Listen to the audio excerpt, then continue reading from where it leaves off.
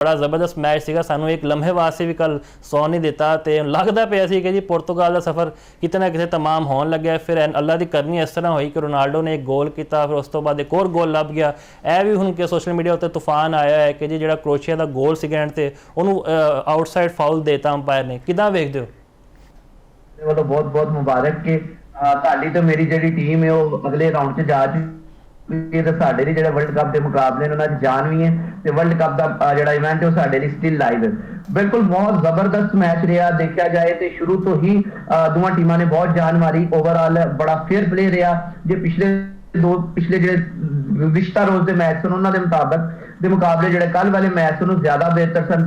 Fair play ਰਿਹਾ, foul ਜ਼ਿਆਦਾ ਨਹੀਂ ਹੋਏ, ਖਿਡਾਰੀਆਂ ਨੇ ਜਾਨ ਲਾਈ। ਲੇਕਿਨ ਜੇ ਅਸੀਂ ਗੱਲ ਕਰੀਏ ਸਪੈਸ਼ਲੀ ਪੁਰਤਗਾਲ ਤੇ ਕ੍ਰੋਏਸ਼ੀਆ ਦੇ ਮੈਚ ਦੀ, ਤੇ ਬਿਲਕੁਲ ਇਹੋ ਜਿਹਾ ਮੁਕਾਬਲਾ ਸੀ ਜਿਹਨੇ ਵਾਕਈ ਲੋਕਾਂ ਨੂੰ ਸੌਣ ਦਿੱਤਾ, क्योंकि ਤੁਹਾਨੂੰ पता है कि फुटबॉल की दुनिया ਦੇ ਵਿੱਚ ਦੋ ਖਿਡਾਰੀਆਂ ਦੀ फैन फॉलोइंग ही ज्यादा, एक मैसी ने तो एक रोनाल्डो ने।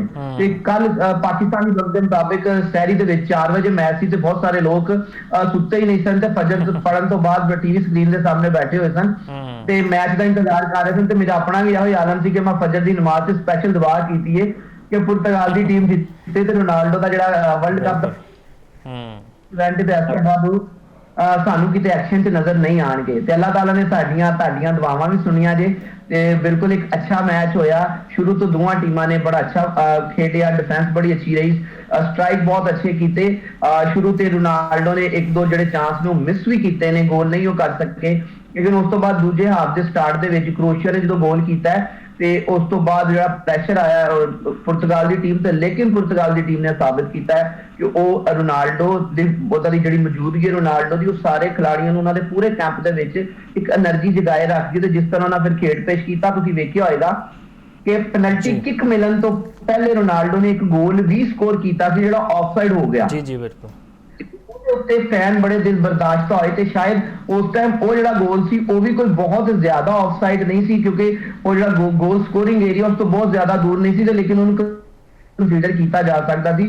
ਲੇਕਿਨ ਰੈਫਰੀ ਨੇ ਉਹਨੂੰ ਗੋਲ ਕੰਸੀਡਰ ਨਹੀਂ ਕੀਤਾ ਤੇ ਉਹਦੀ ਵਜ੍ਹਾ ਤੋਂ ਥੋੜੀ ਜਿਹੀ ਫੈਨ ਮਾਯੂਸ ਵੀ ਹੋਏ, ਦਿਲ ਬਰਦਾਸ਼ਤਾ ਵੀ ਹੋਏ। ਲੇਕਿਨ ਚੰਦ ਹੀ ਮਿੰਟਾਂ ਬਾਅਦ ਇੱਕ ਪੈਨਲਟੀ ਕਿੱਕ ਉਹਨਾਂ ਨੂੰ ਮਿਲੀ ਹੈ ਪੁਰਤਗਾਲ ਦੀ ਟੀਮ ਨੂੰ, ਤੇ ਫਿਰ ਰੋਨਾਲਡੋ ਨੇ ਆਪਣਾ ਜਿਹੜਾ ਜਲਵਾ ਉਹ ਵਿਖਾਇਆ, अपना जादू विखाया कि उन्होंने गेंद नूं फौरी तौर पर जाल दे विच सुट के मैच जिहड़ा एक तो बराबर करता। उस तो बाद बड़े अच्छा मुकाबला होया, दोवां टीमां दे दरमियान बहुत अच्छा मुकाबला जारी रहा। उस तो बाद जी क्रोएशिया की टीम दे 2 गोल ऑफसाइड करार दिते गए ने, एक आखिरी लम्हा च ते उस तो थोड़ा जिहा पहले। लेकिन मुफाद साहब देखने वाली गल, हैरत वाली गल जिहड़ी कल मैं एक चीज नोट की कल दे मुकाबले च कि जो स्टॉपेज टाइम जिहड़ा सी ओह खत्म होने तो बाद भी, क्योंकि 90 मिनट मुकम्मल होने तो बाद 10 मिनट का स्टॉपेज टाइम सी ਉਹਦੇ ਚੌਥੇ ਮਿੰਟ ਦੇ ਵਿੱਚ ਗੋਲ ਕੀਤਾ गोनकालो रमास ने पुर्तगाल ਦੇ ਵੱਲੋਂ। लेकिन ਉਸ ਤੋਂ ਬਾਅਦ ਜਦੋਂ 10 ਮਿੰਟ ਮੁਕੰਮਲ ਹੋ ਗਏ ਸਟਾਪੇਜ ਦੇ ਜਿਹੜੇ ਮੁਕਰਰਾ ਸਟਾਪੇਜ ਟਾਈਮ ਸੀ, ਤੇ ਉਸ ਤੋਂ ਬਾਅਦ ਵੀ ਮੁਕਾਬਲਾ ਜਾਰੀ ਰਿਹਾ। ਤੇ 13ਵੇਂ ਮਿੰਟ ਦੇ ਵਿੱਚ ਜਦੋਂ ਕ੍ਰੋਏਸ਼ੀਆ ਨੇ ਗੋਲ ਕੀਤਾ ਤੇ ਉਹਦੇ ਉੱਤੇ ਵੀ ਸ਼ਾਇਦ ਕਿ ਥੋੜਾ ਜਿਹਾ ਦਿਲ ਬਰਦਾਸ਼ਤ ਹੋਇਆ ਕਿ ਜਦੋਂ ਸਟਾਪੇਜ ਟਾਈਮ ਮੁਕੰਮਲ ਹੋ ਚੁੱਕਿਆ ਸੀ ਤੇ ਸਿਟੀ ਵੱਜ ਜਾਣੀ ਚਾਹੀਦੀ ਸੀ ਮੈਚ ਰੋਕਣ ਦੀ, ਲੇਕਿਨ ਉਹ ਨਹੀਂ ਵੱਜੀ ਤੇ 12ਵੇਂ ਮਿੰਟ 'ਚ ਗੋਲ ਹੋ ਗਿਆ।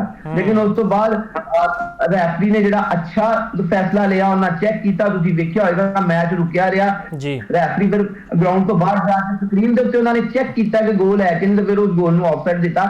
तो मेरे ख्याल से जिहड़े लोग सोशल मीडिया के उत्ते बहस छेड़ के बैठे हुए ने, वावेला कर रहे हैं कि कोई फेवर दी गई पुर्तगाल ਨੂੰ, तो बिल्कुल ऐसा दी कोई गल नहीं। वावेला शोर शराबा सिर्फ अर्जेंटाइन के फैंस ही करते पे ने, उन्होंने तो बड़ी ख्वाहिश सी जाफर साहब कि किसी तरह रोनाल्डो की टीम बाहर हो जाए, लेकिन अल्लाह की करनी होर सीगी, होर कोई मंजूर सीगा उन्होंने। तो हुण अगला मैच स्पेन के खिलाफ है, तुहानूं लगता है कल जिहड़ी जित लभी है रोनाल्डो की टीम उन्होंने हौसला भी वजीद वधेगा, तो स्पेन की भी खैर नहीं?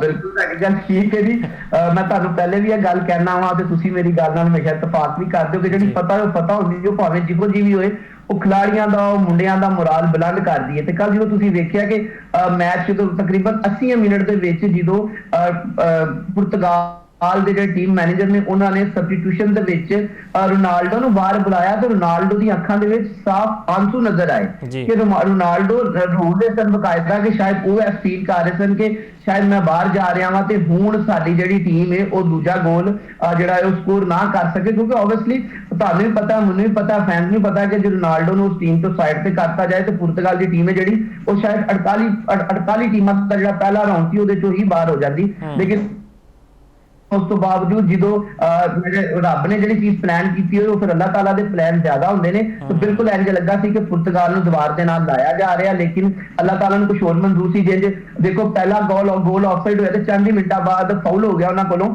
ਤੇ ਉਹਦੇ ਉੱਤੇ ਪੈਨਲਟੀ ਕਿਕ ਮਿਲ ਗਈ ਤੇ ਉੱਤੇ ਰੋਨਾਲਡੋ ਨੇ ਉਹਨਾਂ ਨੂੰ ਸਿੱਧਾ ਗੇਂਦ ਨੂੰ ਜਾਲ ਦੇ ਵਿੱਚ ਸੁੱਟਤਾ। ਤੇ ਬਿਲਕੁਲ ਸਪੇਨ ਦਾ ਜਿਹੜਾ ਮੈਚ ਉਹ ਇੱਕ ਟਫ ਮੈਚ ਹੋਣ ਵਾਲਾ ਤੇ ਤੁਸੀਂ ਜ਼ਿਕਰ ਕਰ ਰਹੇ ਹੋ ਆਪਣੀ ਜਦੋਂ ਤੁਸੀਂ ਗੱਲ ਕਰ ਰਹੇ ਹੋ ਕਿ ਜਿਹੜੀ ਐਜ਼ ਮੱਦੇ ਮੁਕਾਬਲੇ ਜਿਹੜੀ ਮੈਸੀ ਦੀ ਟੀਮ ਹੈ ਅਰਜਨਟਾਈਨ ਉਹਨਾਂ ਨੂੰ ਬਹੁਤ ਆਸਾਨ ਮੁਕਾਬਲੇ ਜੀ ਕ੍ਰੋਏਸ਼ੀਆ ਤੇ ਕੈਪ ਵਰਡੇ ਦਾ ਜੇ ਆਪਸ ਚ ਮੁਆਵਜ਼ਾ ਕੀਤਾ ਜਾਏ ਤੇ ਕੈਪ ਵਰਡੇ ਤੇ ਕ੍ਰੋਏਸ਼ੀਆ ਦੇ ਸਾਹਮਣੇ ਕੁਝ ਵੀ ਨਹੀਂ। ਤੇ ਜਿਹੜਾ ਮੈਚ ਪੁਰਤਗਾਲ ਨੇ ਕ੍ਰੋਏਸ਼ੀਆ ਨਾਲ ਖੇਡਿਆ ਤੇ ਜਿੰਜ ਜੋ ਕਾਂਟੇਦਾਰ ਮੁਕਾਬਲਾ ਹੋਇਆ ਤੇ ਜਿੰਜ ਦੋਵਾਂ ਟੀਮਾਂ ਨੇ ਇੱਕ ਅਟੈਕਿੰਗ ਜਿਹੜੀ ਖੇਡ ਉਹ ਪੇਸ਼ ਕੀਤਾ। ਬੇਸ਼ੱਕ ਜਿਹੜੀ ਪੁਰਤਗਾਲ ਦੀ ਟੀਮ ਹੈ ਉਹ ਬੈਕ ਉਹਨਾਂ ਨੂੰ ਪਹਿਲੇ ਗੋਲ ਨਹੀਂ ਮਿਲਿਆ। ਜੇ ਇਨ ਟਰਮਸ ਆਫ ਓਵਰ ਗੱਲ ਕੀਤੀ ਜਾਏ ਤੇ ਕ੍ਰੋਏਸ਼ੀਆ ਦਾ ਪਲੜਾ ਭਾਰੀ ਹੋ ਗਿਆ ਸੀ ਪਹਿਲੇ ਹਾਫ ਤੋਂ ਬਾਅਦ ਦੂਜੇ ਹਾਫ ਦੇ ਸ਼ੁਰੂ ਤੇ, ਲੇਕਿਨ ਜਿਹੜੀ ਪੁਰਤਗਾਲ ਦੀ ਟੀਮ ਸੀ ਉਹਨਾਂ ਸ਼ੁਰੂ ਤੋਂ ਹੀ ਅਟੈਕ ਕੀਤਾ ਰੱਖਿਆ ਤੇ ਟਫ ਟਾਈਮ ਦਿੱਤਾ। ਜੇ ਤੁਸੀਂ ਵੇਖਿਆ ਜਾਏ ਤਾਂ ਉਹਨਾਂ 62% ਮੈਚ ਦੇ ਉੱਤੇ ਕੰਟਰੋਲ ਵੀ ਰੱਖਿਆ ਤੇ ਉਹਨਾਂ ਨੇ ਦੂਜੇ ਮੁਖਾਲਫ ਟੀਮ ਦੇ ਗੋਲ ਪੋਸਟ ਤੇ ਹਮਲੇ ਵੀ ਕੀਤੇ ਨੇ। ਤੇ ਇਹ ਚੀਜ਼ ਵੇਖਿਆ ਜਾਏ ਤੇ ਫਾਉਲ ਉਸ ਹਿਸਾਬ ਨਾਲ ਬਹੁਤ ਘੱਟ ਨੇ ਤੇ ਪੁਰਤਗਾਲ ਦੀ ਟੀਮ ਨੇ ਫੇਅਰ ਪਲੇ ਕਰਦੇ ਉੱਤੇ ਆ ਜਾਨ ਲੜਾਈ ਹੈ, ਕੋਈ ਬੇਈਮਾਨੀ ਨਹੀਂ ਕੀਤੀ, ਕੋਈ ਇਹੋ ਜਿਹਾ ਕਹਿ ਲਓ ਕਿ ਦਸਤ ਦਰਾਜ਼ੀ ਨਹੀਂ ਕੀਤੀ, ਪੈਰਾਂ ਦਾ ਕੋਈ ਐਸਾ ਇਸਤੇਮਾਲ ਬੜਾ ਜ਼ਬਰਦਸਤ ਮੈਚ ਸੀਗਾ ਜੀ। ਉਹ ਯਾਦ ਤਾਜ਼ਾ ਹੋ ਗਈ ਬੈਲਜੀਅਮ ਤੇ ਜਿਹੜਾ ਸੈਨੇਗਲ ਦਾ ਮੈਚ ਸੀਗਾ। ਦੋਵਾਂ ਮੈਚਾਂ ਨੂੰ ਮੈਂ ਇਹ ਕਹਾਂਗਾ ਕਿ ਇਹ ਟੂਰਨਾਮੈਂਟ ਦੇ ਸਭ ਤੋਂ ਬਿਹਤਰੀਨ ਮੈਚ ਸੀਗੇ ਤੇ ਤੁਸੀਂ ਵੀ ਇਤਫਾਕ ਕਰੋਗੇ ਕਿ ਅਸੀਂ as a neutral football fans ਇਹ ਨਹੀਂ ਚਾਹੁੰਦੇ ਕਿ ਜੀ ਅੱਜ ਕੈਪ ਵਰਡੇ ਦੀ ਟੀਮ ਹੀ ਡੋਮੀਨੇਟ ਕਰੇ। ਔਨ ਦਾ ਕਾਰਡਸ ਵੇਖਿਆ ਜਾਏ ਤੇ ਅਰਜਨਟਾਈਨ ਦੀ ਟੀਮ ਬਹੁਤ ਸਟਰੋਂਗ ਹੈ, ਚਾਂਸਸ ਵੀ ਉਹਨਾਂ ਦੇ। ਤੇ ਤੁਹਾਨੂੰ ਲੱਗਦਾ ਜਾਫਰ ਸਾਹਿਬ ਕੋਈ ਟਫ ਟਾਈਮ ਦੇ ਸਕਦੀ ਕੈਪ ਵਰਡੇ ਦੀ ਟੀਮ? ਅਸੀਂ ਥਰੂ ਆਊਟ ਦਾ ਇਵੈਂਟ ਵੇਖਿਆ ਕਿ ਈਸਟ ਅਫਰੀਕਨਸ ਜਾਂ ਅਸੀਂ ਵੈਸਟ ਅਫਰੀਕਨਸ ਟੀਮਾਂ ਦੀ ਗੱਲ ਕਰੀਏ ਬੜੇ ਸ਼ਾਨਦਾਰ ਅੰਦਾਜ਼ ਨਾਲ ਇਹਨਾਂ ਨੇ ਖੇਡ ਦਾ ਮੁਜ਼ਾਹਰਾ ਕੀਤਾ ਹੈ। ਜੀ ਮੁਫਾਜ਼ ਸਾਹਿਬ ਦੇਖੋ ਜਿਹੜੀ ਖੇਡ ਹੈ ਨਾ, ਜਿਹੜਾ ਖੇਡ ਦਾ ਗਰਾਊਂਡ ਹੈ ਉਹਦੇ ਵਿੱਚ ਤੇ ਇਹ ਹੁੰਦਾ ਕਿ ਨੋ ਡਾਊਟ ਜਿਹੜੀ ਅਰਜਨਟਾਈਨ ਦੀ ਟੀਮ ਹੈ ਉਹ ਕਾਗਜ਼ਾਂ ਦੇ ਵਿੱਚ ਤੇ ਮੈਦਾਨ ਦੇ ਵਿੱਚ ਬਹੁਤ ਹਰ ਲਿਹਾਜ਼ ਨਾਲ ਬਹੁਤ ਜ਼ਿਆਦਾ ਅੱਗੇ ਵੇ ਕੈਪ ਵਰਡੇ ਦੀ ਟੀਮ ਤੋਂ। ਲੇਕਿਨ ਕੈਪ ਵਰਡੇ ਦਾ ਪਹਿਲੀ ਵਾਰੀ ਇਵੈਂਟ ਦੇ ਵਿੱਚ ਆਣਾ ਤੇ ਫਿਰ ਉਹ ਜਿਹੜੀ ਜਗ੍ਹਾ ਤੇ ਵੱਡੀਆਂ ਟੀਮਾਂ ਕੁਝ ਬਾਹਰ ਹੋਈਆਂ ਨੇ ਉਹਦੀ ਜਗ੍ਹਾ ਕੈਪ ਵਰਡੇ ਅੱਗੇ ਚਲੇ ਜਾਣਾ ਇੱਕ ਕਹਿ ਲਓ ਕਿ ਉਹਨਾਂ ਲਈ ਇੱਕ ਆਜ਼ਾਦ ਤੇ ਹੈ। ਜੋ ਅੱਜ ਮੈਚ ਹਾਰ ਵੀ ਜਾਂਦੇ ਨੇ ਇਸ ਨੌਕਆਊਟ ਮਰਲੇ ਦੇ ਪਹਿਲੇ ਮੈਚ ਤੋਂ ਬਾਹਰ ਹੋ ਜਾਂਦੇ ਨੇ ਤੇ ਉਹਨਾਂ ਨੇ ਇਵੈਂਟ ਦੇ ਵਿੱਚ ਜਿਹੜੀ ਕਾਮਯਾਬੀ ਹਾਸਲ ਕਰਨੀ ਸੀ ਉਹ ਕਰ ਚੁੱਕੇ ਨੇ। ਅੱਛਾ ਜਾਫਰ ਸਾਹਿਬ ਤੁਹਾਨੂੰ ਯਾਦ ਹੋਏਗਾ 2023 ਦਾ ਵਰਲਡ ਕੱਪ ਸੀਗਾ, ਸਾਊਦੀ ਅਰਬ ਨੇ ਪਹਿਲਾ ਮੈਚ ਹਰਾਤਾ ਸੀ ਅਰਜਨਟਾਈਨ ਨੂੰ, ਬੜਾ ਵੱਡਾ ਅਪਸੈਟ ਸੀਗਾ। ਉਸ ਤੋਂ ਬਾਅਦ ਫਿਰ ਅਰਜਨਟਾਈਨ ਵਰਲਡ ਕੱਪ ਵੀ ਜਿੱਤ ਗਈ ਸੀਗੀ। ਕੈਪ ਵਰਡੇ ਦਾ ਮਾਈਂਡ ਵਿੱਚ ਇਹ ਵੀ ਹੋਏਗਾ ਕਿ ਯਾਰ ਜੇ ਉਹ ਹਰਾ ਸਕਦੇ ਤੇ ਅਸੀਂ ਵੀ ਇਹਨਾਂ ਨੂੰ ਹਰਾ ਸਕਦੇ ਹਾਂ। ਜੀ ਬਿਲਕੁਲ, ਦੇਖੋ ਕੈਪ ਵਰਡੇ ਦੀ ਜਿਹੜੀ ਟੀਮ ਦੀ ਸਟਰੈਂਥ ਹੈ ਨਾ, ਡਿਫੈਂਸ ਉਹਨਾਂ ਦੀ ਸਟਰੈਂਥ ਹੈ। ਉਹਨਾਂ ਦੀ ਜਿਹੜੀ ਗੇਮ ਉਹਨਾਂ ਨੇ ਪਿਛਲੀ ਵਾਰੀ ਜਿੰਨੇ ਪਿਛਲੇ ਮੈਚ ਖੇਡੇ ਨੇ, ਕੋਈ ਜਿੱਤਿਆ ਕੋਈ ਉਹਨਾਂ ਡਰਾ ਕੀਤਾ, ਜਿਹੜੇ ਮੈਚ ਉਹਨਾਂ ਬਚਾਏ ਨੇ ਉਹਦੇ ਵਿੱਚ ਉਹਨਾਂ ਦੇ ਗੋਲਕੀਪਰ ਦਾ ਰੋਲ ਬਹੁਤ ਜ਼ਿਆਦਾ ਤੇ ਉਹਨਾਂ ਦਾ ਜਿਹੜਾ ਦਫਾ ਉਹ ਕਾਫੀ ਮਜ਼ਬੂਤ ਹੈ ਤੇ ਬਿਲਕੁਲ ਅਪਸੈਟ ਹੋ ਸਕਦਾ। ਦੇਖੋ 90 ਮਿੰਟ ਦੀ ਖੇਡ ਹੈ, ਜੇ ਕੈਪ ਵਰਡੇ ਦੀ ਟੀਮ ਉਹ ਮਿੰਟ ਅਰਜਨਟਾਈਨ ਤੋਂ ਜ਼ਿਆਦਾ ਬਿਹਤਰ ਖੇਡ ਜਾਂਦੇ ਤਾਂ ਯਕੀਨਨ ਜਿੱਤ ਸਕਦੇ ਨੇ। ਲੇਕਿਨ ਬਿਲਕੁਲ ਇੱਕ ਨਿਊਟਰਲ ਬਤੌਰ ਤਜਜ਼ੀਆਕਾਰ ਤੇ ਬਤੌਰ ਫੁੱਟਬਾਲ ਲਵਰ ਅਸੀਂ ਇਹ ਬਿਲਕੁਲ ਵੀ ਨਹੀਂ ਚਾਹਾਂਗੇ ਕਿ ਅਰਜਨਟਾਈਨ ਦੀ ਟੀਮ ਬਾਹਰ ਹੋਏ, ਕਿਉਂਕਿ ਅਸੀਂ ਚਾਹੁੰਦੇ ਹਾਂ ਕਿ ਮੈਸੀ ਕਿਉਂਕਿ ਇੱਕ ਵੱਡਾ ਖਿਡਾਰੀ ਹੈ ਤੇ ਅਸੀਂ ਜਿਹੜਾ ਵੱਡਾ ਖਿਡਾਰੀ ਉਹਨੂੰ ਜ਼ਰੂਰ ਉਹਦੀ ਉਹ ਇੱਜ਼ਤ ਦਿੰਦੇ ਹਾਂ ਜਿਹੜੀ ਉਹਦੀ ਇੱਜ਼ਤ ਬਣਦੀ ਹੈ। ਅਸੀਂ ਬਿਲਕੁਲ ਮੈਸੀ ਦਾ ਫੈਨ ਵਾਂਗ ਇੰਜ ਨਹੀਂ ਕਰਾਂਗੇ ਕਿ ਮੈਸੀ ਬਹੁਤ ਉੱਤੇ ਤੇ ਕ੍ਰਿਸਟੀਆਨੋ ਰੋਨਾਲਡੋ ਕੋਈ ਸ਼ੈ ਨਹੀਂ। ਅਸੀਂ ਬਿਲਕੁਲ ਮੈਸੀ ਦੀ ਵੀ ਜਿਹੜੀ ਇੱਜ਼ਤ ਬਤੌਰ ਖਿਡਾਰੀ ਬਣਦੀ ਉਹਨਾਂ ਨੂੰ ਜ਼ਰੂਰ ਦਾਂਗੇ। ਅਸੀਂ ਇਹ ਚਾਹੁੰਦੇ ਹਾਂ ਕਿ ਕਿਉਂਕਿ ਮੈਸੀ ਦਾ ਵੀ ਆਖਰੀ ਵਰਲਡ ਕੱਪ ਤੇ ਇੱਕ ਲੈਜੈਂਡ ਖਿਡਾਰੀ ਹੈ ਤੇ ਅੱਗੇ ਜਾਏ। ਹਾਂ ਮੇਰੀ ਇਹ ਖੁਆਇਸ਼ ਹੈ ਕਿ ਮੈਸੀ ਦੀ ਟੀਮ ਅੱਜ ਵੀ ਜਿੱਤੇ, ਅਗਲਾ ਰਾਊਂਡ ਆਫ 16 ਵੀ ਜਿੱਤੇ ਤੇ ਫਿਰ ਕੁਆਟਰ ਫਾਈਨਲ ਦੇ ਵਿੱਚ ਇਹਨਾਂ ਦਾ ਮੁਕਾਬਲਾ ਰੋਨਾਲਡੋ ਦੀ ਟੀਮ ਨਾਲ ਆਏ ਤੇ ਉਦੋਂ ਮੈਂ ਜ਼ਰੂਰ ਚਾਹਾਂਗਾ ਕਿ ਮੈਸੀ ਦੀ ਟੀਮ ਰੋਨਾਲਡੋ ਦੀ ਟੀਮ ਤੋਂ ਹਾਰ ਕੇ ਬਾਹਰ ਹੋਏ ਤਾਂ ਕਿ ਜਿਹੜੀ ਇਹਨਾਂ ਨੇ ਕਹਿੰਦੇ ਨਾ ਪੰਜਾਬੀ ਦੇ ਵਿੱਚ ਕਿ ਸੋਸ਼ਲ ਮੀਡੀਆ ਤੇ ਅੱਤ ਚੁੱਕੀ ਹੋਈ ਹੈ ਉਹ ਫਿਰ ਇਹਨਾਂ ਨੂੰ ਪਤਾ ਲੱਗੇ ਕਿ ਨਹੀਂ ਜੀ ਹਰ ਜੀ ਇੱਕ ਦਾਦਾ ਰੱਖਿਆ ਹੋਇਆ ਤੇ ਮੈਸੀ ਹੈ ਜੇ ਨੈਲਾ ਤੇ ਫਿਰ ਰੋਨਾਲਡੋ ਤੇ ਦੈਲਾ ਸਾਬਿਤ ਇਨਸ਼ਾਅੱਲਾ ਹੋਏਗਾ। ਤੇ ਜੇ ਤੁਸੀਂ ਗੱਲ ਵੀ ਕੀਤੀ ਕਿ ਰੋਨਾਲਡੋ ਦੀ ਜਿਹੜੀ ਇੱਕ ਬਹੁਤ ਜ਼ਿਆਦਾ ਸੋਸ਼ਲ ਮੀਡੀਆ ਤੇ ਇੱਕ ਵੀਡੀਓ ਵਾਇਰਲ ਹੋਈ ਹੈ ਕਿ ਜਿਹਦੇ ਵਿੱਚ ਉਹਨਾਂ ਬਿਸਮਿਲ੍ਲਾ ਦੇ ਅਲਫਾਜ਼ ਕਹੇ ਨੇ ਤੇ ਇੱਕ ਬੜੀ ਖੁਸ਼ ਆਇੰਦ ਗੱਲ ਹੈ ਕਿ ਇੱਕੋ ਖਿਡਾਰੀ ਕਿਉਂਕਿ ਰੋਨਾਲਡੋ ਸਾਊਦੀ ਅਰਬ 'ਚ ਰਹਿ ਕੇ ਆਏ ਨੇ ਤੇ ਮਾਸ਼ਾਅੱਲਾ ਇਨਸ਼ਾਅੱਲਾ ਦੇ ਲਫ਼ਜ਼ ਤੋਂ ਪਹਿਲੇ ਬੋਲ ਵੀ ਰਹੇ ਸਨ ਤੇ ਫਿਰ ਉਹਨਾਂ ਪੈਨਲਟੀ ਕਿਕ ਮਾਰਨ ਤੋਂ ਬਾਅਦ ਜਦ ਬਿਸਮਿਲ੍ਲਾ ਦਾ ਲਫ਼ਜ਼ ਬੋਲਿਆ ਤੇ ਬਤੌਰ ਕ੍ਰਿਕਟ ਫੈਨ, ਕਿਉਂਕਿ ਪਾਕਿਸਤਾਨ ਦੇ ਵਿੱਚ ਵੀ ਰੋਨਾਲਡੋ ਦੇ ਬਹੁਤ ਜ਼ਿਆਦਾ ਫੈਨ ਨੇ ਤੇ ਉਹਨਾਂ ਲਈ ਕੁਝ ਆਇੰਦ ਗੱਲ ਏ।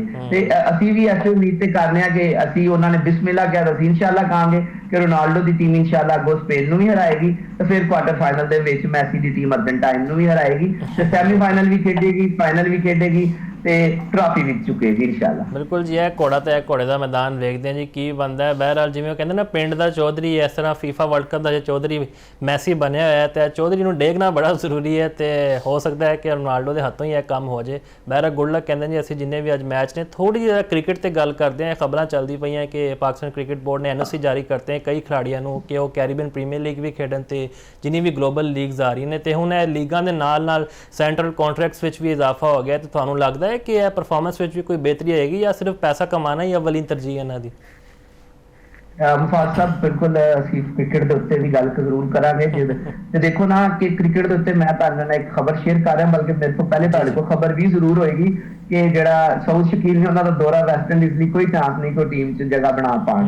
ਤੇ ਉਸ ਤੋਂ ਬਾਅਦ ਅਸੀਂ ਗੱਲ ਕਰਦੇ ਹਾਂ ਕਿ ਜਿਹੜਾ ਉਹਨਾਂ ਨੇ ਲੀਗਸ ਦੇ ਲਈ NOC ਜਾਰੀ ਕੀਤਾ ਤੇ ਕੱਲ ਵੀ ਅਸੀਂ ਇਹ ਗੱਲ ਕੀਤੀ ਕਿ ਜਿਹੜੀ ਕ੍ਰਿਕਟ ਬੋਰਡ ਦੀ ਮੈਨੇਜਮੈਂਟ ਉਹ ਕਿਤੇ ਨਾ ਕਿਤੇ ਕਨਫਿਊਜ਼ ਸਾਨੂੰ ਨਜ਼ਰ ਆ ਰਹੀ ਹੈ। ਇੱਕ ਪਾਸੇ ਕਿ ਉਹ ਮੁੰਡਿਆਂ ਦੀ ਪਰਫਾਰਮੈਂਸ ਬਿਹਤਰ ਬਣਾਉਣ ਲਈ ਜਿੱਥੇ ਉਹਨਾਂ ਨੂੰ ਬਾਉਂਡ ਕਰ ਰਹੀ ਕਿ ਆਪਣੀ ਫਰਸਟ ਕਲਾਸ ਕ੍ਰਿਕਟ ਖੇਡਣ, ਆਪਣੇ ਜਿਹੜੇ ਡੋਮੈਸਟਿਕ ਟੂਰਨਾਮੈਂਟ ਨੇ ਉਹ ਖੇਡਣ ਤੇ ਉਹਨਾਂ ਨੇ ਮੈਚ ਫੀਸਾਂ ਦੇ ਵਿੱਚ ਵੀ ਇਜ਼ਾਫਾ ਕੀਤਾ ਖਿਡਾਰੀਆਂ ਦੀ। ਉਹਨਾਂ ਖਿਡਾਰੀਆਂ ਦੇ ਜਿਹੜੇ ਸੈਂਟਰਲ ਕੰਟਰੈਕਟ ਹੋਣਗੇ ਤੇ ਮੈਚ ਖੇਡਣਗੇ ਜਾਂ ਸਕੁਆਡ ਦਾ ਹਿੱਸਾ ਹੋਣਗੇ ਤੇ ਦੂਜੇ ਪਾਸੇ ਉਹ NOC ਵੀ ਜਾਰੀ ਕਰ ਰਹੇ ਨੇ ਲੀਗਸ ਲਈ ਤੇ ਇਹਦੇ ਉੱਤੇ ਕਲੀਅਰ ਪਾਲਿਸੀ ਹੋਣੀ ਚਾਹੀਦੀ ਹੈ। ਦੇਖੋ ਇਹ ਗੱਲ ਤੇ ਤੁਹਾਨੂੰ ਵੀ ਪਤਾ ਤੇ ਮੈਨੂੰ ਵੀ ਪਤਾ ਕਿ ਜਿਹੜੀ T20 ਲੀਗ ਨੂੰ ਕਮਰਸ਼ੀਅਲ ਤੇ ਐਂਟਰਟੇਨਿੰਗ ਕ੍ਰਿਕਟ ਹੈ ਉਹ ਖੇਡਣ ਨਾਲ ਕਿਸੇ ਮੁੰਡੇ ਦੀ ਨਾ ਤੇ ਤਕਨੀਕ ਬਿਹਤਰ ਹੋ ਸਕਦੀ ਹੈ ਤੇ ਨਾ ਹੀ ਉਹ ਖੇਡਣ ਦਾ ਸਕਿੱਲ ਬਿਹਤਰ ਹੋ ਸਕਦਾ। ਉਹ ਸਿਰਫ ਮੈਂ ਕਹਿ ਸਕਦੇ ਹਾਂ ਆਇਆ ਜ਼ਰੂਰ ਕਿਹਾ ਜਾ ਸਕਦਾ ਕਿ ਛੱਕੇ ਮਾਰਨ ਦੀ ਜਾਂ ਹਿੱਟਾਂ ਮਾਰਨ ਦੀ ਜਿਹੜੀ ਝਾਕਾ ਹੈ ਉਹ ਲੱਗ ਸਕਦਾ ਮੁੰਡਿਆਂ ਦਾ। ਸਾਈਮ ਅਯੂਬ ਅਲੀ 9 ਲੁੱਕ ਸ਼ਾਟਾਂ ਯਾਦ ਆ ਗਈਆਂ ਮੈਨੂੰ। ਨੋ ਲੁੱਕ ਸ਼ਾਟ ਮੈਂ ਤੇ ਲੂਜ਼ ਸ਼ਾਟ ਕਹਾਂਗਾ ਜੀ। ਨੋ ਲੁੱਕ ਸ਼ਾਟ ਦੇਖੋ ਇਹ ਤੇ ਨਹੀਂ ਹੁੰਦਾ ਕਿ ਤੁਸੀਂ ਬਗੈਰ ਵੇਖੇ ਕਹਿੰਦੇ ਨੇ ਕਿ ਹਮੇਸ਼ਾ ਬੋਲਣਾ ਵੀ ਸੋਚ ਕੇ ਚਾਹੀਦਾ ਤੇ ਛਾਲ ਵੀ ਵੇਖ ਕੇ ਮਾਰਨੀ ਚਾਹੀਦੀ ਤੇ ਸ਼ਾਟ ਕਿਉਂ ਨਹੀਂ ਫਿਰ ਵੇਖ ਕੇ ਮਾਰਨੀ ਚਾਹੀਦੀ। ਤੇ ਨੋ ਲੁੱਕ ਸ਼ਾਟ ਦਾ ਤੁਸੀਂ ਇਹ ਵੇਖਿਆ ਕਿ ਜਿਹੜੀ ਨੋ ਲੁੱਕ ਸ਼ਾਟ ਹੈ ਉਹ ਮੋਸਟਲੀ ਨਾਕਾਮ ਹੀ ਹੋਈਆਂ ਨੇ ਉਹਨਾਂ ਦੀਆਂ। ਸਾਇਮ ਅਯੂਬ ਦੀ ਕੋਈ ਨੋ ਲੁੱਕ ਸ਼ਾਟ ਨੇ ਕੋਈ ਪਾਕਿਸਤਾਨ ਦੀ ਕ੍ਰਿਕਟ ਦੇ ਵਿੱਚ T20 ਕ੍ਰਿਕਟ ਦੇ ਵਿੱਚ ਕਿਸੇ ਵੱਡੇ ਇਵੈਂਟ ਦੇ ਵਿੱਚ ਕੋਈ ਇਹੋ ਜਿਹਾ ਇੰਪੈਕਟ ਨਹੀਂ ਪਾਇਆ ਕਿ ਉਹਨੂੰ ਫਖਰ ਨਾਲ ਸਾਇਮ ਅਯੂਬ ਇਸ ਚੀਜ਼ ਨੂੰ ਪੇਸ਼ ਕਰ ਸਕਣ। ਤੇ ਉਹੀ ਗੱਲ ਵਾਪਸ ਉੱਥੇ ਆਉਂਦੇ ਆ ਕਿ ਜਿਹੜੀ T20 ਕ੍ਰਿਕਟ ਤੇ ਸਪੈਸ਼ਲੀ ਲੀਗਸ ਕ੍ਰਿਕਟ ਹੈ ਉਹ ਤੇ ਕਮਰਸ਼ੀਅਲ ਕ੍ਰਿਕਟ ਉਹ ਸਿਰਫ ਖਿਡਾਰੀ ਪੈਸੇ ਬਣਾਉਣ ਲਈ ਖੇਡਦੇ ਨੇ। ਉਹਦੇ ਤੋਂ ਸਿਰਫ ਇਹ ਕਹਿ ਲਓ ਕਿ ਛੱਕੇ ਮਾਰਨ ਦੀ ਕੋਈ ਸਲਾਹੀਅਤ ਜਾਂ ਕੋਈ ਝਾਕਾ ਹੈ ਉਹ ਹੱਥ ਬੰਦਿਆਂ ਦਾ ਬੱਲਾ ਖੁੱਲ ਸਕਦਾ, ਲੇਕਿਨ ਜੇ ਕਹੀਏ ਕਿ ਕੋਈ ਕ੍ਰਿਕਟਿੰਗ ਸੈਂਸ ਜਾਂ ਕ੍ਰਿਕਟਿੰਗ ਟੈਕਨੀਕ ਹੈ ਜਿਹੜੀ ਬੱਲੇਬਾਜ਼ਾਂ ਦੀ ਜਾਂ ਬੋਲਰ ਦੀ ਉਹ ਬਿਹਤਰ ਹੋਏਗੀ ਤੇ ਉਹ ਫਿਰ ਮੇਰੇ ਖਿਆਲ 'ਚ ਐਸੀ ਕੋਈ ਗੱਲ ਨਹੀਂ ਹੈ ਤੇ ਪੈਸਾ ਬਣਾਉਣਾ ਹੀ ਮਕਸੂਦ ਹੈ। ਤੇ ਇਹਦੇ ਉੱਤੇ ਕਲੀਅਰ ਇੱਕ ਪਾਲਿਸੀ ਹੋਣੀ ਚਾਹੀਦੀ ਹੈ ਕਿ ਤੁਸੀਂ ਖਿਡਾਰੀਆਂ ਨੂੰ ਕਿਵੇਂ ਯੂਟਿਲਾਈਜ਼ ਕਰਨਾ। ਜਿਹੜਾ ਖਿਡਾਰੀ ਤੁਹਾਡੇ ਲੌਂਗ ਟਰਮ ਦੇ ਪਲਾਨ ਦੇ ਵਿੱਚ ਟੈਸਟ ਤੇ ਵਨਡੇ ਕ੍ਰਿਕਟ ਦੇ ਵਿੱਚ ਮੇਰਾ ਨਹੀਂ ਖਿਆਲ ਕਿ ਉਸ ਖਿਡਾਰੀ ਨੂੰ ਤੁਸੀਂ ਲੀਗਸ ਖੇਡਣ ਦੀ ਇਜਾਜ਼ਤ ਦਿਓ, ਉਹਨੂੰ ਲੀਗ ਖੇਡਣ ਦੀ ਇਜਾਜ਼ਤ ਨਹੀਂ ਹੋਣੀ ਚਾਹੀਦੀ। ਦੇਖੋ ਜੇ ਤੁਸੀਂ ਅੱਛਾ ਖਾਸਾ ਮੈਚ ਫੀਸ ਇਜ਼ਾਫਾ ਵੀ ਕੀਤਾ ਹੈ, ਸੈਂਟਰਲ ਕੰਟਰੈਕਚੁਅਲੀ ਖਿਡਾਰੀਆਂ ਦੇ ਪੈਸੇ ਅੱਛੇ ਖਾਸੇ ਉਹਨਾਂ ਨੂੰ ਤੁਸੀਂ ਦੇ ਰਹੇ ਹੋ ਤੇ ਫਿਰ ਖਿਡਾਰੀਆਂ ਨੂੰ ਬਾਉਂਡ ਕਰਨਾ ਪਏਗਾ ਕਿ ਜਿਹੜੀ ਕੌਮੀ ਫੀਸ ਹੈ ਉਹ ਪਹਿਲੇ ਹੋਵੇ ਤੇ ਕਿਉਂਕਿ ਇੰਨਾ ਪੈਸੇ ਉਹਨਾਂ ਮੁੰਡਿਆਂ ਨੂੰ ਮਿਲ ਰਹੇ ਨੇ ਜਿਹੜੇ ਕੰਟਰੈਕਟਡ ਪਲੇਅਰ ਨੇ ਤੇ ਜਿਹੜੇ ਦੂਜੇ ਨਾਟ ਕੰਟਰੈਕਟਡ ਪਲੇਅਰ ਨੇ ਉਹਨਾਂ ਲਈ ਤੇ ਐਸਾ NOC ਦੀ ਕੋਈ ਐਨੀ ਜ਼ਿਆਦਾ ਸ਼ਰਤ ਜਾਂ ਬੰਦਿਸ਼ ਹੁੰਦੀ ਵੀ ਨਹੀਂ। ਤੇ ਇਹਦੇ ਉੱਤੇ ਕਲੀਅਰ ਪਾਲਿਸੀ ਚਾਹੀਦੀ ਹੈ ਸਾਨੂੰ ਤੇ ਉਹ ਜਿੰਨੀ ਜਲਦੀ ਮੁਰੱਤਬ ਹੋ ਜਾਏਗੀ ਤਾਂ ਸਿਰਫ ਪਾਲਿਸੀ ਬਣਨੀ ਨਹੀਂ ਚਾਹੀਦੀ ਬਲਕਿ ਪਾਲਿਸੀ ਪਬਲਿਕ ਵੀ ਹੋਣੀ ਚਾਹੀਦੀ ਤੇ ਲੋਕਾਂ ਨੂੰ ਪਤਾ ਚੱਲਣਾ ਚਾਹੀਦਾ ਕਿਹੜੀ ਬੇਸ ਦੇ ਉੱਤੇ ਕਿਹੜਾ ਖਿਡਾਰੀ ਉਹ ਟੈਸਟ ਕ੍ਰਿਕਟ ਖੇਡ ਰਿਹਾ ਹੈ ਤੇ ਕਿਹੜਾ ਮੁੰਡਾ ਹੈ ਜਿਹੜਾ ਉਹ ਟੈਸਟ ਕ੍ਰਿਕਟ ਨਹੀਂ ਖੇਡ ਰਿਹਾ, ਉਹਨੇ ਵਨਡੇ ਜਾਂ T20 ਆਪਟ ਕੀਤਾ ਤੇ ਕਿਹੜੀ ਬੇਸ ਦੇ ਉੱਤੇ ਤੇ ਕਿਉਂਕਿ ਉਹਦੀ ਕੋਈ ਜ਼ਾਤੀ ਮਸਰੂਫੀਅਤ ਜਾਂ ਕੌਮੀ ਮਸਰੂਫੀਅਤ ਨਹੀਂ ਤਾਂ ਹੈ ਤੇ ਉਹਨਾਂ ਨੂੰ ਐਨੀ ਵੇਲ ਹੈ ਸੀ ਕੌਮੀ ਫਰੀਜ਼ੇ ਤੋਂ ਜਿਹੜਾ ਨੈਸ਼ਨਲ ਡਿਊਟੀ ਉਹਦੇ ਤੋਂ ਤੇ ਉਸ ਤੋਂ ਬਾਅਦ ਫਿਰ ਉਹਨਾਂ ਨੂੰ ਲੀਗ ਖੇਡਣ ਦੀ ਇਜਾਜ਼ਤ ਦਿੱਤੀ ਹੈ। ਤੇ ਚੀਜ਼ਾਂ ਫੈਨਸ ਦੇ ਨਾਲ ਸ਼ੇਅਰ ਹੋਣੀਆਂ ਚਾਹੀਦੀਆਂ ਨੇ। ਇਹਦੇ ਤੇ ਫੈਨਸ ਦਾ ਆਪਣੇ ਬੋਰਡ ਦੇ ਤੇ ਆਪਣੇ ਖਿਡਾਰੀਆਂ ਦੇ ਉੱਤੇ ਇਤਮਾਦ ਵਧੇਗਾ ਤੇ ਜਦੋਂ ਫੈਨ ਦਾ ਇਤਮਾਦ ਵਧੇਗਾ ਤੇ ਤੁਹਾਡੀ ਟੀਮ ਦੀ ਕਾਰਕਰਦਗੀ ਵੀ ਬਿਹਤਰ ਹੋਏਗੀ ਤੇ ਬੋਰਡ ਤੇ ਮੈਨੇਜਮੈਂਟ ਨੂੰ ਵੀ ਉਹਦਾ ਬਿਲਵਾਸਤਾ ਜਾਂ ਬਿਲਾ ਵਾਸਤਾ ਫਾਇਦਾ ਜ਼ਰੂਰ ਪਹੁੰਚੇਗਾ। ਬਿਲਕੁਲ ਲੀਗਾਂ ਖੇਡਣ ਦੀ ਆਪਣੀ ਚਾਸ ਹੁੰਦੀ, ਹਰ ਖਿਡਾਰੀ ਦੀ ਇਹੀ ਖੁਆਇਸ਼ ਹੁੰਦੀ ਹੈ ਚਲੋ ਦਿਹਾੜੀਆਂ ਲਾ ਲਈਏ। ਸੈਂਟਰਲ ਕੰਟਰੈਕਟਸ ਵਿੱਚ ਵੀ ਇਜ਼ਾਫੇ ਹੋ ਗਏ ਨੇ ਲੇਕਿਨ ਇਹ ਚੀਜ਼ਾਂ ਤਦ ਅੱਛੀ ਲੱਗਦੀਆਂ ਜਦੋਂ ਤੁਹਾਡੀ ਇੰਟਰਨੈਸ਼ਨਲ ਕ੍ਰਿਕਟ ਵਿੱਚ ਕੋਈ ਚੰਗੀ ਪਰਫਾਰਮੈਂਸ ਵੀ ਹੋਏ, ਸ਼ਾਇਕੀਨ ਤੁਹਾਡੇ ਕੋਲੋਂ ਖੁਸ਼ ਹੋਣ। ਵੈਸੇ ਬਹਰਹਾਲ ਜਿਹੜੀ ਪਰਫਾਰਮੈਂਸ ਰਹੀ ਹੈ ਪਾਕਿਸਤਾਨ ਦੀ ਬੰਗਲਾਦੇਸ਼ ਦੇ ਖਿਲਾਫ ਇਹ ਤਵੱਕੋ ਨਾ ਰੱਖਣ ਕਿ ਅਸੀਂ ਅੱਗੇ ਜਾ ਕੇ ਇਹਨਾਂ ਨੂੰ ਇਸ ਅੰਦਾਜ਼ ਨਾਲ ਸਪੋਰਟ ਕਰਨਗੇ।